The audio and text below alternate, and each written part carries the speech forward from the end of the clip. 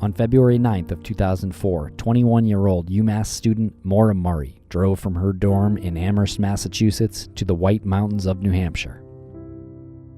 At approximately 7:27 p.m., Maura spun out her 1996 Saturn on a hairpin turn on Route 112 in North Haverhill.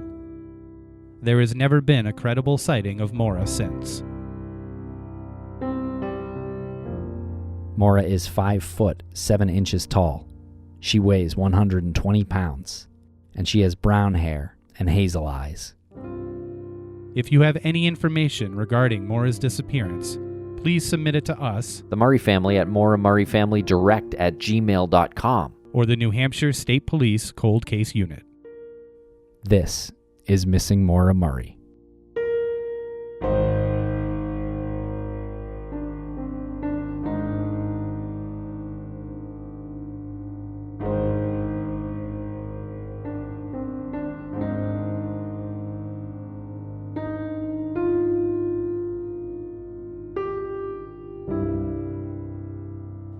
Welcome back to Missing Maura Murray. I'm Tim here today with Lance. Lance, how are you today? I'm doing so well, Tim. I'm doing especially well because we get to feature a case from Private Investigations for the Missing on this episode. How are you today? I'm doing great. And you're right. This one comes to us straight from our Private Investigations for the Missing case files. And this was a submission. And our friend and coworker, Jennifer Amell, she spoke with Cieha Taylor about her daughter, Cieha Taylor, and how she has gone missing. That's right. Cieha Annette Taylor, age 28 years old. She's 5 foot 6 inches, 170 pounds. Her hair is reddish brown, and she has brown eyes. Some distinguishing characteristics: she has tattoos, an infinity sign on her upper chest, a sun on her upper thigh, 2 X's on her upper shoulder, a ladybug on her lower leg, and a rose on her left forearm. And Cieha was last seen on February 6th, 2020. Cieha dropped off her boyfriend on Cowart Road at 4 p.m. on February 6th, and her vehicle was later found abandoned on the railroad tracks, just west of Jap Tucker Road in Plant City, Florida. And you'll hear it in our voice as we go through the details of this case, sort of the frustration that we're experiencing, because there's a lot pointing to certain people in her disappearance and what would appear to be kind of a ham-handed cover-up or a ham-handed way to make this look like she would either get into an accident on the railroad tracks or disappeared on her own. It seems so messy and inexplicable why this hasn't been solved yet. Absolutely, and it's a new case, too. It's from 2020, so it's definitely a case that is totally solvable. So let's throw it to our discussion with Jen. And make sure to follow the social media pages for Private Investigations for the Missing, and check out the website as well, investigationsforthemissing.org. And if anyone has any information regarding Cieha Taylor's whereabouts, please contact the Hillsborough County Sheriff's Office at 813-247-8200.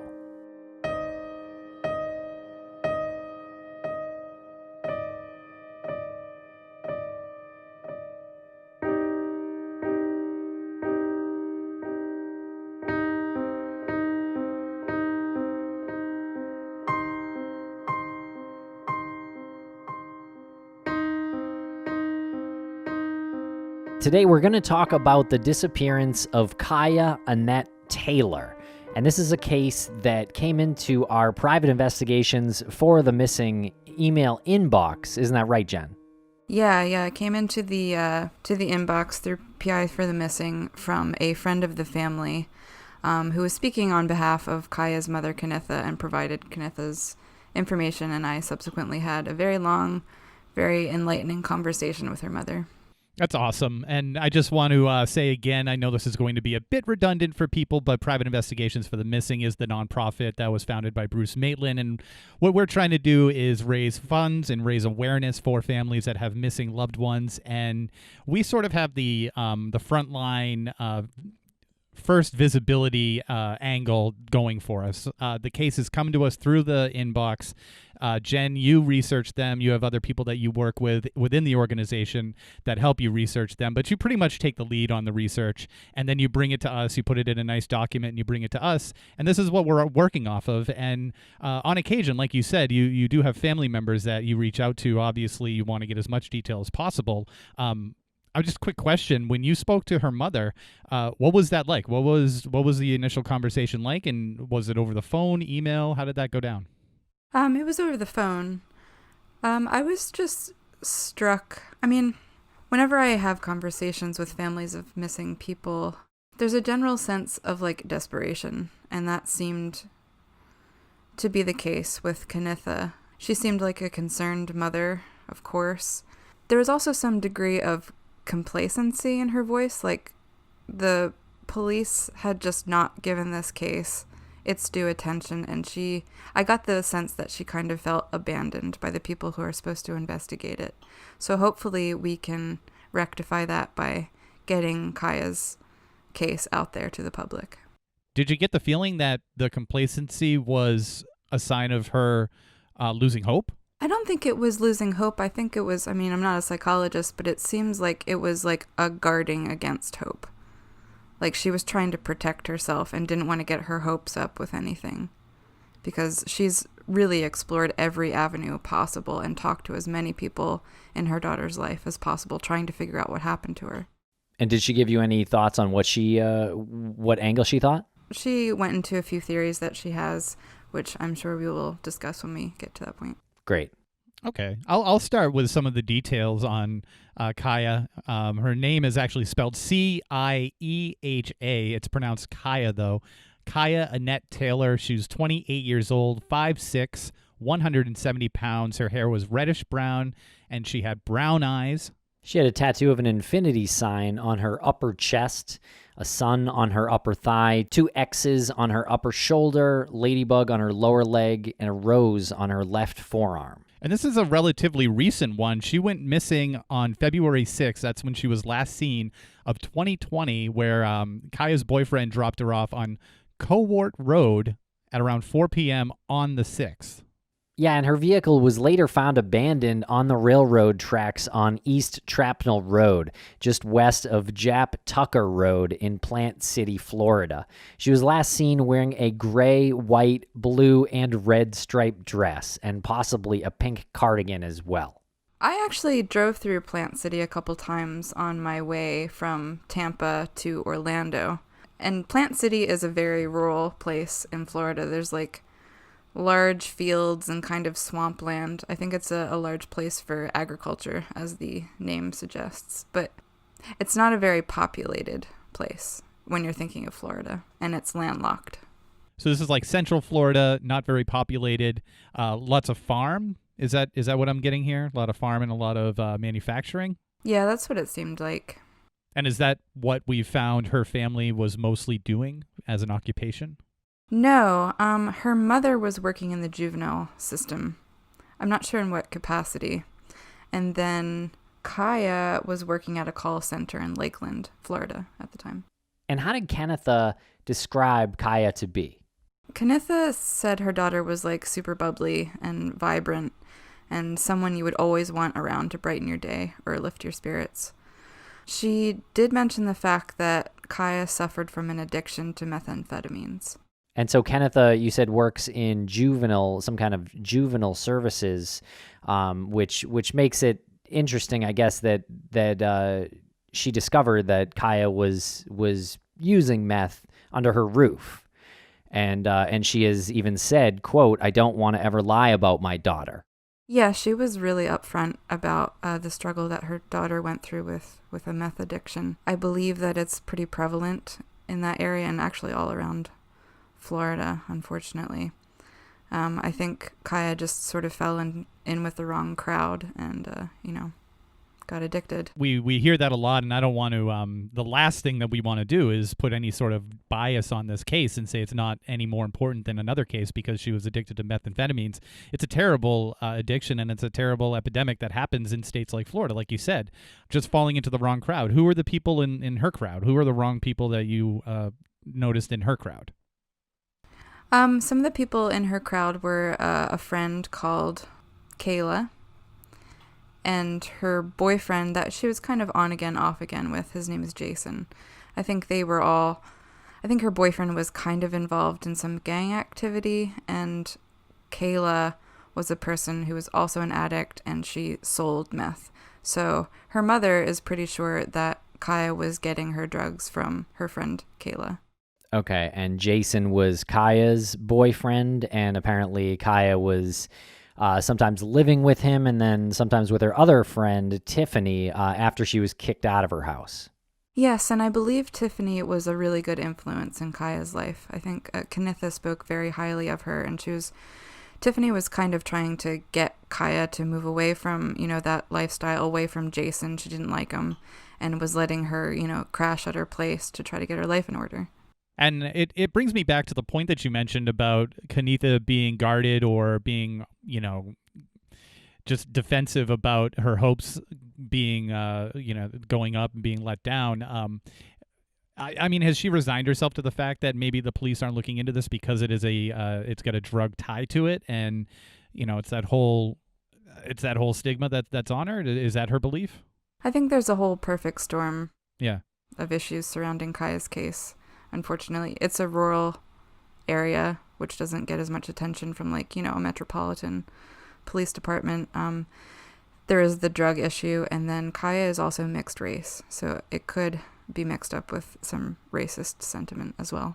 Yeah, I just get so irritated by all this that it's like there's so many reasons why not to look into something, why not to give something justice, like drugs. She's a mixed race. It's a rural area. It's like, does there have to be a perfect storm of completely accurate things to make, now this is the person we're actually going to look into? It's very frustrating. I know.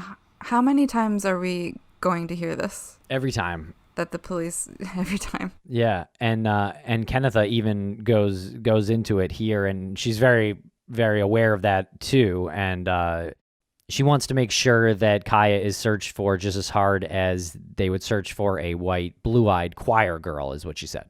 Yeah, it's a direct quote. Which it seems kind of funny, saying choir girl, but it speaks to a much larger systemic issue that her mother is all too aware of, unfortunately. And Jen, do you want to get into the beginning stages of her disappearance? Are we good to go on that? Yeah, let's get into it. So Knitha last spoke to her daughter Kaya that Monday, February 3rd of 2020, which was just before her disappearance. She said that she would be by the house to give Knitha money for her car insurance because she was still on her mother's insurance plan. And earlier in that week, Tiffany spoke to Kaya and said that Kaya was clearly very upset and said, quote, "You wouldn't believe it if I told you," unquote. I think this is a very mysterious statement because I don't think that Kaya was in a good position just generally. I don't know what this had to do with, if it had to do with Jason or with Kayla or with another person that was in her life. But clearly she didn't feel comfortable talking to Tiffany about her problems, either because it was just too involved and too complex to explain, or she didn't want to get Tiffany in any kind of trouble with the people she was mixed up with. Okay, and Tuesday and Wednesday, Tiffany called Knitha worried that she hadn't been able to get in touch with Kaya at all. And by Saturday, Knitha was very concerned about her daughter, and she went to Dade City Police to report her daughter missing. Okay, so how long does that put her at being out of touch with everybody? So Tiffany spoke to Kaya on that Monday. She tried to reach out to her Tuesday and Wednesday, but didn't get through to her, and that's when she called Kaya's mother to see if she had heard from her. And by Saturday, her mother was very worried.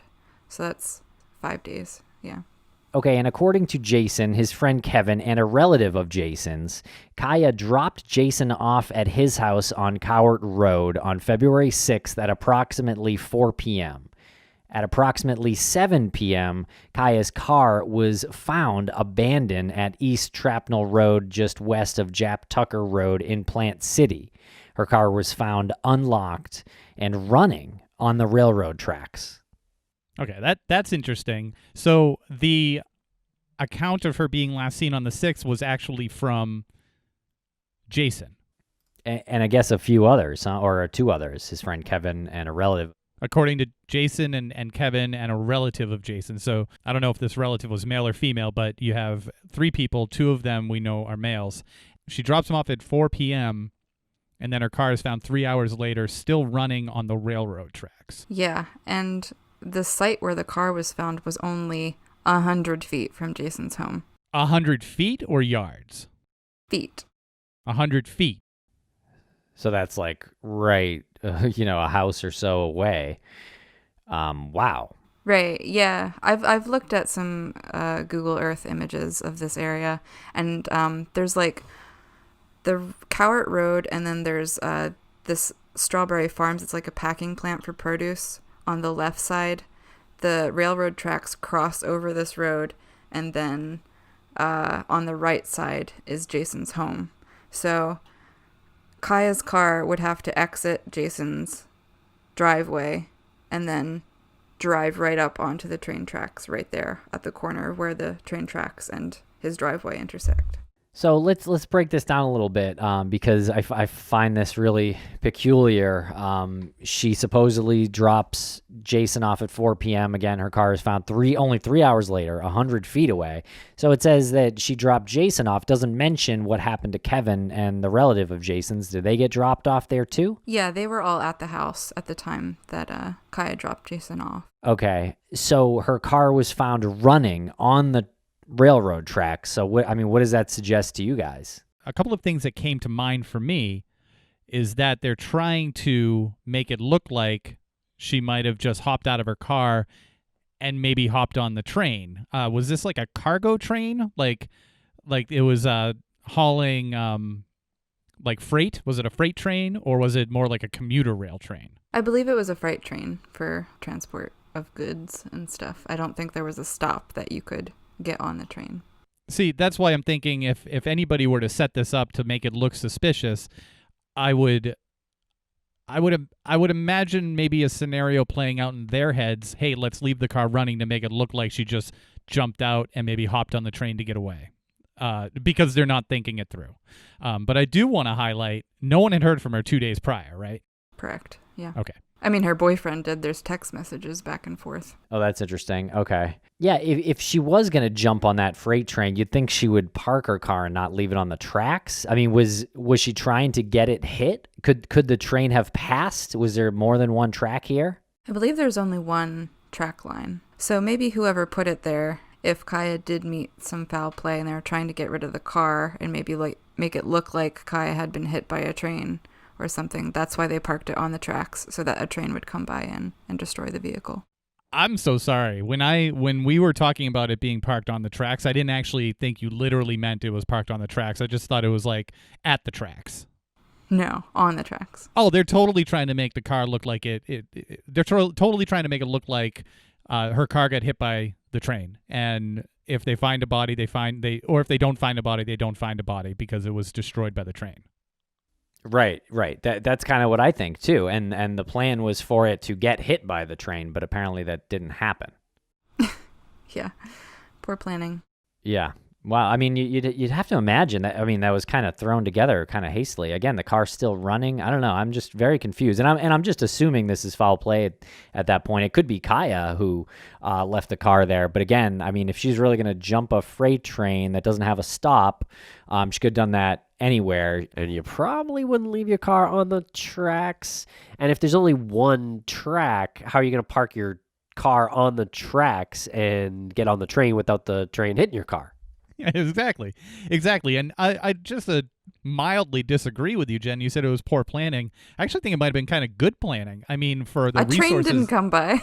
Well, other than a train, I'm not saying that the execution was perfect, but I'm saying if they wanted to make it look like something that was an accident where the body might be destroyed to the point of like non-recovery, then I mean, it's not the worst plan in the world. Sure, yeah, but okay, so in this scenario, Cieha is already passed away.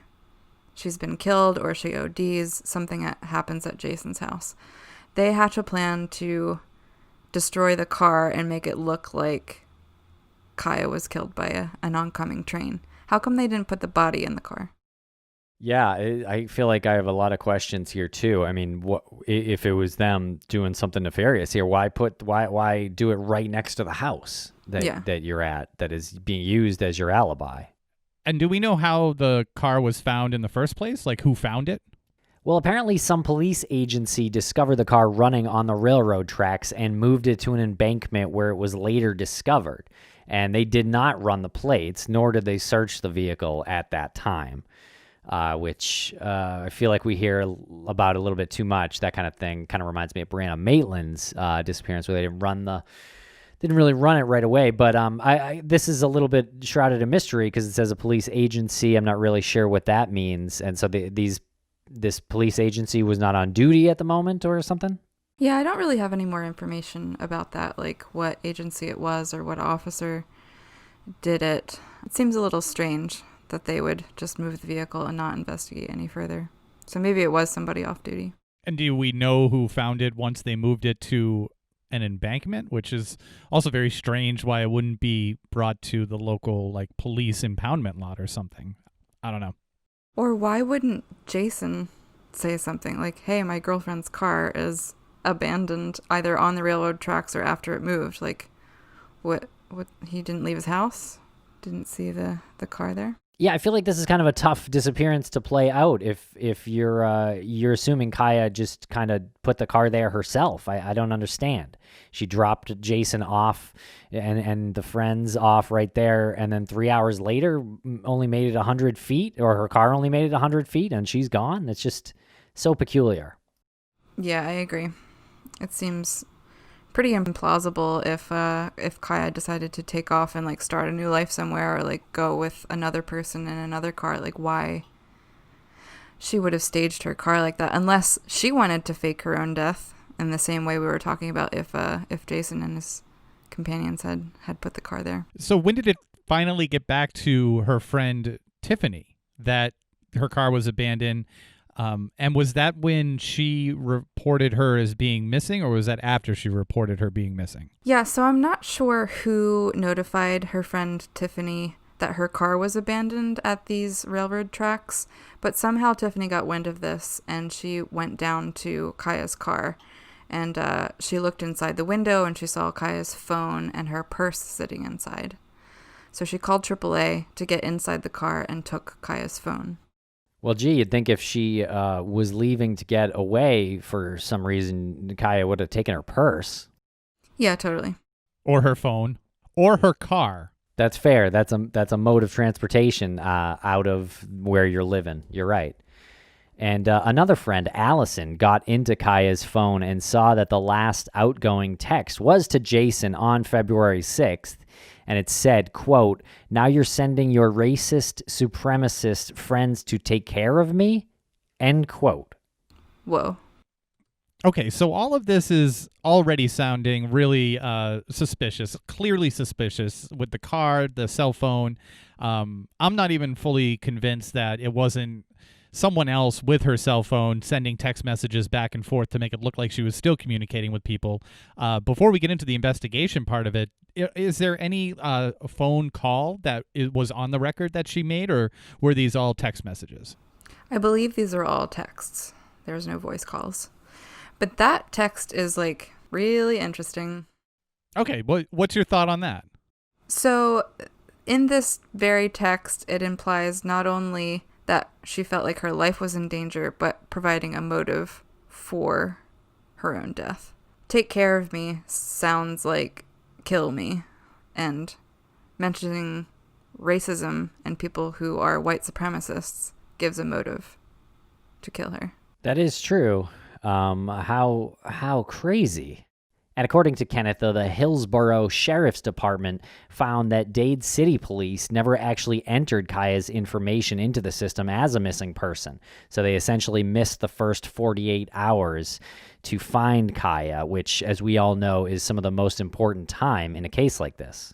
So I think this is like further evidenced by the fact that Kaya's friends were the ones to like do the investigation, like in the first 48 hours. Her friends Tiffany and Allison were the ones to go to the car, open it, recover her phone, and then actually find a way to get into the phone and find that incriminating text message. I'm still a little confused as to when the police formally were involved in this, because if a police agency found the car and it was running, so they simply moved the car to an embankment, did not take the purse or the cell phone. I'm assuming they didn't take the keys. I don't know. But they didn't take the purse, the cell phone. I guess they shut the car off, so we'll leave it at that. When were they formally involved in this? When did somebody go to them and say, this is a very suspicious incident of an abandoned car, and we don't know where the owner is? I think a few days or two or 3 days went by when Dade City did nothing in the investigation. And as we found out later, that they didn't even really file a missing persons report within their own system. So because of this lack of investigation and lack of touching base with the family, Knitha then went to a different department, the Hillsborough Sheriff's Department, and got them involved. Okay, and about what time was that? Like, how many days had passed since they found the car? I believe it was 3 days. 3 days, okay. And was there anything else in the car, anything else around the car that would suggest Kaya's existence, like would suggest that she was alive or doing something from the time where she was last heard from over the phone, like her voice, to when her car was found, like those 2 days, those 3 days? Is there anything that was found? Well, Kenneth found a receipt in Kaya's car from Ross, and that's a clothing store in Brandon, Florida, which is about 30 minutes away from Plant City. And this was odd because there was a closer Ross than the one in Brandon, so why did Kaya go all the way to that one? And the receipt was for 1:15 p.m. on February 5th, 2020, so right in this time frame. And it was paid for by a card that did not belong to Kaya. And items on the receipt totaled around $70. You want to talk about what they were? Yeah, so the items on the receipt included a dress and cardigan that we described in the beginning as Kaya was last wearing when she went missing. There was 2 negligees, which is a pretty old school term. I'm not really sure exactly what they mean by a negligee, but some sort of lingerie, I imagine. And then there were a few unspecified men's clothing items. All this was for $70? That's Ross, baby. Ross Dress for Less, yeah, is the full name of Ross Stores. So yeah, that's right along the lines. Okay. These items were paid for with a card that wasn't connected to Kaya. Yeah, correct. Okay, so the implication here is that somebody bought them for her, and she was seen wearing that dress, right? That's the description. She was last seen wearing that dress. So either she had access one way or another to the card, or somebody bought these items for her. I think the unspecified men's clothing items would suggest that a man bought these items for her. Do you have any information on who the card traces back to? No, and I'm not sure they did trace that number. It seems like a very solid piece of evidence to follow through on. I'm just not sure if they have and they're not releasing that information, or if they just never did it. Is there anything else that would place her in that area in Brandon, Florida, that would be significant to her, important to her, other than this Ross store? Because this one in particular, you said, was sort of out of the way, right? Yeah, it was super out of the way. I'm looking at the map right now. So Plant City is located in between Brandon, where the Ross store was, and Lakeland, where she worked at the call center. So she would really have no reason other than somebody she knows, or she's hanging out in Brandon. But I don't have any information about why she might be in Brandon. Can pretty much guess the answer on this one. Do you know if the police ever went around to Brandon and went to that particular Ross store, maybe talked to some of the employees? I don't know that. No. Yeah, it'd be nice. I mean, they could have probably easily pulled some surveillance video too. But I do think it's notable that I take it the clothes were never found in her car. So those negligees and the men's clothing items were also bought and not found. Correct. Also, I want to back up again. Who was it that reported that she was last seen wearing these items. I'm not sure exactly who reported that, but logically it would be Jason because he was the last one to see her. Okay. So her boyfriend and the people that she was with that day, Jason and Kevin and Jason's relative, who could be the buyer there, for all we know. Right. Well, they're the ones that said that this was what she was wearing the last time we saw her, which matches the receipt that was found in her car. I might be splitting hairs here, but how many times do you buy something, clothing items, and you take them, like, how many times does the receipt fall out of the bag? Like, how many times does the receipt just, you know what I'm saying? Like, receipts are kind of like trash paper almost. I could see that easily just getting left behind in somewhere, and no one looks at, and even like thinks about it twice. A receipt's on the floor of a car. How does it get out of the bag? Are you taking your clothes out of the bag in the car? Yeah, I think that's interesting. I would say so, and especially because there was male and female items in there. That would, you would think that there was at least two people that the clothing was bought for. So maybe one person is handed the clothing and the other person keeps the clothing in the bag. Another thing that I don't think we've mentioned yet is that during the time that Cieha was allegedly at this Ross store around 1 o'clock on February 5th, she made a series of calls and texts to Jason, which probably means that she was not with him at the time. So, who is this other person with the other card? And it might be a male because there was male clothing items in there. And a negligee kind of hints at, maybe a romantic encounter. And do we know the context of the text messages? I do not. Well, it would be really interesting to see what those text messages say, because if it was something where she's texting her boyfriend and saying, what shirt size are you, then you can imagine the scenario where he might have given her his card and she said, I'm going to go buy some stuff for myself and I'll pick you up something. Do you need anything? And he says, yeah, a couple of T-shirts or something or pants or whatever. And she texts him, or some negligees. But then she texts him about it just to confirm, the color or size or something. Now, if those text messages were more like, hey, I'm at the movies, or hey, I'm hanging with my mom or something, maybe that's something, to your point, that this was maybe a romantic encounter that she was having, given the negligees, and she was just doing something to divert his attention. And just to get to know some of the people around Cieha a little bit better, Kayla was a childhood friend of Cieha's, and she breezed in and out of Cieha's life. Around the time of Cieha's disappearance, she and Kayla were hanging out again.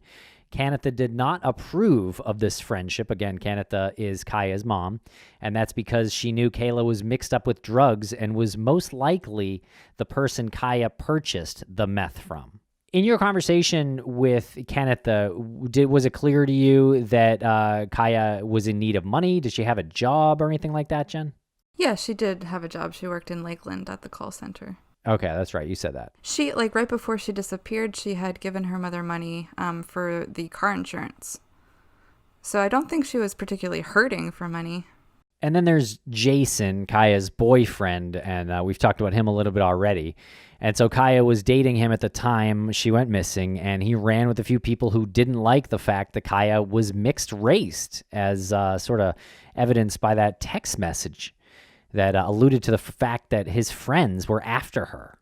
And you also couple that with the fact that the car was found very close to the property, just about 100 feet away, and with the receipt from Ross's, maybe she was seeing somebody else. Jen, was there any other piece of evidence or any other physical piece that of something that Cieha owned that would connect him to her disappearance? Yeah, I sort of neglected to mention that during the search that the Hillsborough Sheriff Department conducted, this was after the fact, after the car was moved, they found a pair of shoes that belonged to Cieha, placed near a telephone pole near the dump site for the car. And this was close to Jason's house. But it definitely was not there at the time that they removed the car. It was found in a subsequent search. What? Well, that's weird. And so we know those shoes were connected somehow? Yeah, I believe either Tiffany or her mother, identified them as Cieha's shoes. So I want to be clear. They took the car, a police agency took the car from the railroad tracks where it was parked on. Car was running. They brought it to an embankment that was nearby and left it there with her purse and cell phone in there. And later on, when the car was discovered by Kaya's friends, that's when her shoes were found next to a telephone pole. No, it was days later during the... Days later? Yeah, days later during the search that the Hillsborough Sheriff Department conducted. So it was on a official search. And I didn't mention the fact that, like, the shoes were located at the base of a telephone pole, and on the telephone pole was a missing persons flyer for Kaya. Okay. Were the shoes neatly placed there? Yes. Not scattered? Yeah, correct. Very neatly placed in pair at the base of the telephone pole. Which had the missing poster? Correct. Yeah. Huh. And we don't know anything about testing on those shoes or anything like that, other than what Kenneth had told you? Yeah, correct. I don't know if there's any forensic testing done on the shoes. And that was still close to Jason's property? Yeah. 100 feet. Do you see that as like a message? Either, like, Jason is supremely dumb and, like, keeps turning up evidence in Kaya's disappearance, like, near his own house, or someone is trying to frame him by placing her car and her belongings near his house. Is there anything else around his house aside from a railroad track? It's just that produce packing place, Strawberry Farms.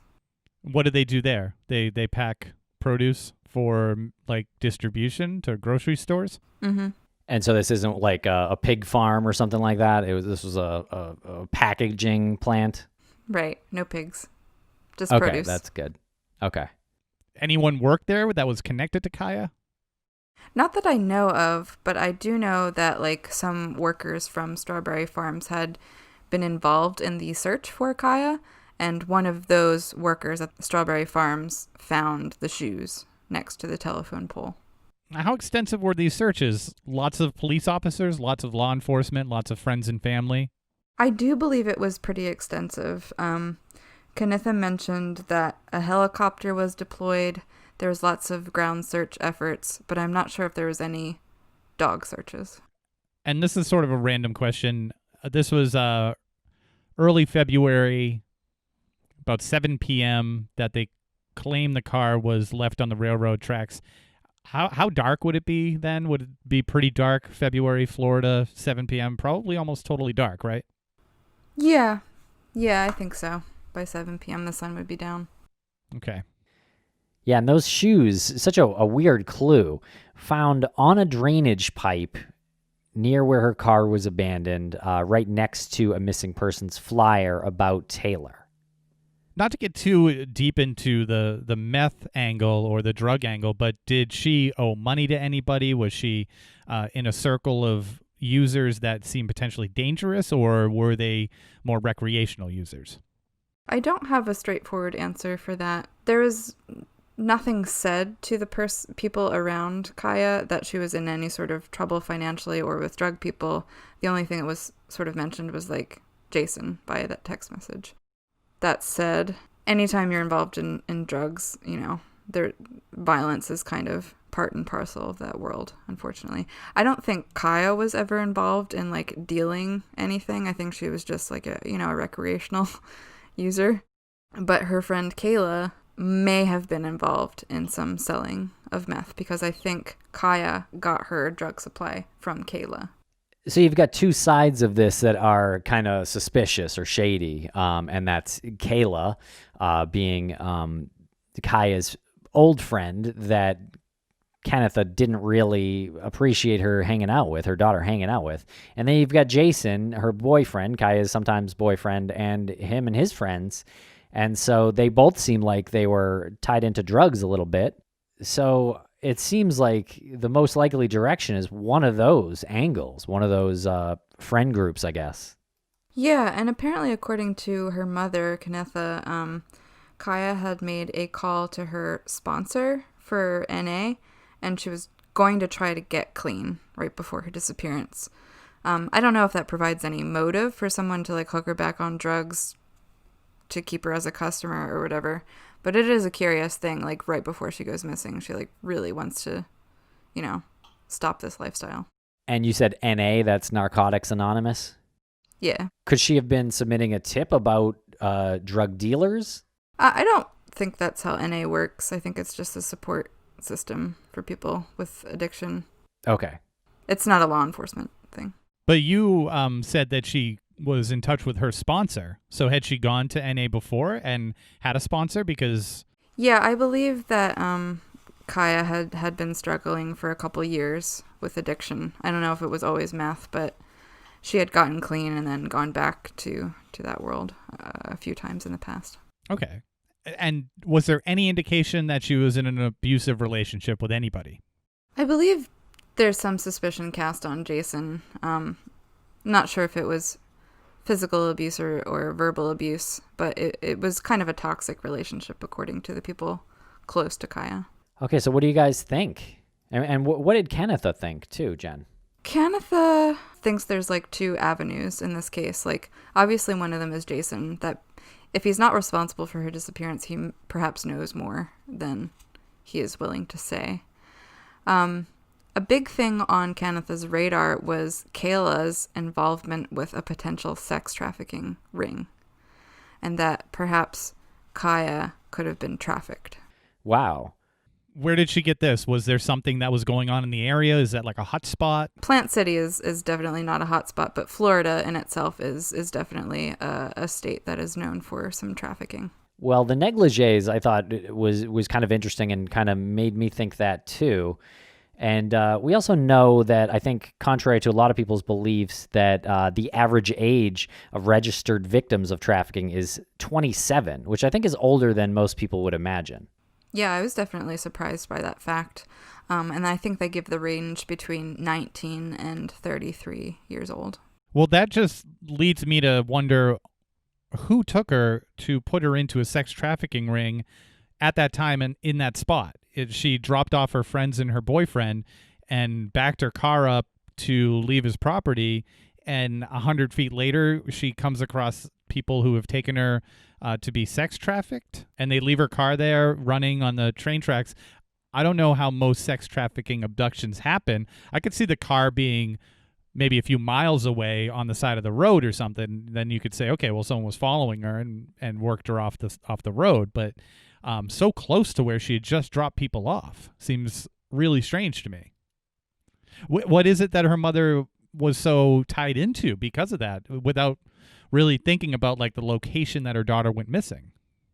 I think she was really kind of taken with the fact that Kayla was mixed up in this world, and Kaya was like hanging out with her a lot in the past, like, I think a couple months, and maybe had fallen into the world and met some people that Kayla was attached to.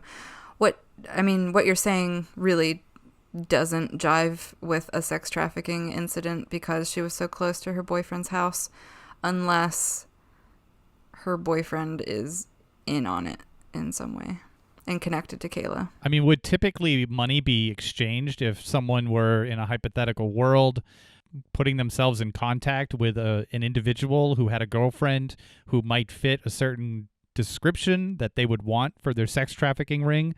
Would that be something that happens in sex trafficking, where someone is approached and they say, here's $15,000, just make sure that she's alone wherever, like, and then we take care of it? Is that how it goes down sometimes? Yeah, I believe so. There's lots of incidents of people who act as middlemen and groomers for sex trafficking victims. They befriend the victim, they date them, they ingratiate themselves in their lives, in the victim's lives, and then, turn on them, either abduct them or like psychologically manipulate them. Yeah, that psychological abuse is pretty much the most prevalent on children and adults, the most prevalent means of control for sex trafficking. But I do feel like that a lot of victims of sex trafficking, they don't go missing from the population like that. They kind of disappear gradually into that world, and then they're kind of lost. I think the actual just vanishing of Kaya is rare here, and I would maybe lean that was some kind of violent end that she met. Maybe she was trying to blow the whistle on something. I don't know. Yeah, something had to make her a target. It's also very strange because it doesn't really, whatever the conclusion is, I don't think will ever sit well with how her car was found. If she was ready to blow the whistle on something, why'd they leave her phone? Why'd they leave the purse? Why'd they leave the car running? Like, why did everything just kind of stop at that scene and her body's nowhere to be found? Yeah. When I was researching this case, it kind of reminded me a little bit about a previous case I worked on, was Suitcase Jane Doe. There's something really strange about the way that the body was wrapped up and tossed in this, like, strange area and separated. Like, nothing made logical sense about where the body was dumped. I know that the suspect that we have on radar right now for that case is a meth user. So maybe the illogical placement of the car maybe speaks to a person who is on drugs. Yeah, that's a great point. And it could make perfect sense in their head when it's going down. This is what we're doing and this is why we're doing it. Probably is a wonderful plan in their head. And it does have some base in logic somewhere, but it's just overall completely irrational. But where's her body? Yeah, and very hasty. Also kind of reminds me of Brianna Maitland's disappearance, right? Because I feel like we were talking about all the same elements. The car being left, why was it left like it was, possible sex trafficking, possible weird boyfriend, who knows? And there were drugs involved in Brianna's That's case true as too. well. Yep. Yeah, you just sort of plug and play with the details, right? It's the car, the location, the suspicious nature in which the car was found, and also the neglect from law enforcement or just the oversight where they're thinking this is just yet another abandoned vehicle that's running on a railroad track with a person there and a cell phone, and we'll just set the car over here. It's probably nothing. They'll probably come back for it in a couple of days. But the hastiness, Tim, when you said that it's so hasty, that reminds me of all of these other ones too, like Suitcase Jane Doe and Brianna Maitland. This is more so because the car was running that makes me think that it was hasty and her purse was left there and the cell phone was left there. Very, very hasty, but whatever happened to her, if she met foul play and she's no longer with us, that was done very well because no one's ever found her. So somewhere along the lines, these people came around, figured out how to dispose of a body where no one would find it, and however hasty it was leading up to that is a moot point because they're so good at disposing the body. Right, and likewise with the other cases we've just mentioned, like, those people got away with it. Brianna's never been found. There's nobody ever been convicted of Suitcase Jane Doe's murder either. So, like, even though it seems like so illogical, maybe that kind of works in their favor. Like, you can't put together the thought pattern of somebody who committed these crimes, like, makes it that much harder to, like, follow clues back to a suspect. Do you know what I mean? Oh, yeah. Completely unintentional, right? Like, these people aren't master criminals. They were terrible at the part that was before the disposal. Once they had time to absorb it and think it through, then they figured out how to just, make a couple of moves to ensure that these bodies would never be found. What fell in line for them in a very fortuitous way was law enforcement neglect and, I guess, circles of friends that were unsavory, so no one really wanted to touch it. Yeah, I think that can't be stressed enough that law enforcement dropped the ball with this case. And I just want to put a reminder out there to everybody who might be a little turned off by somebody who does drugs. Like, addiction is an illness. And just because she had an addiction and an illness doesn't mean that she doesn't deserve justice and deserve the same kind of work that law enforcement would put into another case that doesn't involve these elements. Yeah, for sure. Well said. And honestly, like, the more attention that these types of cases get where there is a drug element really should just be worked on harder because it speaks to a deficiency in society, right? It speaks to something that needs to be fixed. Getting really tired of hearing these stories where all of these excuses line up. Too busy, drug problem, marginalized member of society. Like, what are you working on then? Like, does it have to be gift wrapped all the time? And it's very frustrating, and it's again speaks to just a bigger issue, like you said in the beginning, more of a systemic issue. Yeah, absolutely. And I really do think that this is the type of case that can be solved by someone coming forward with information.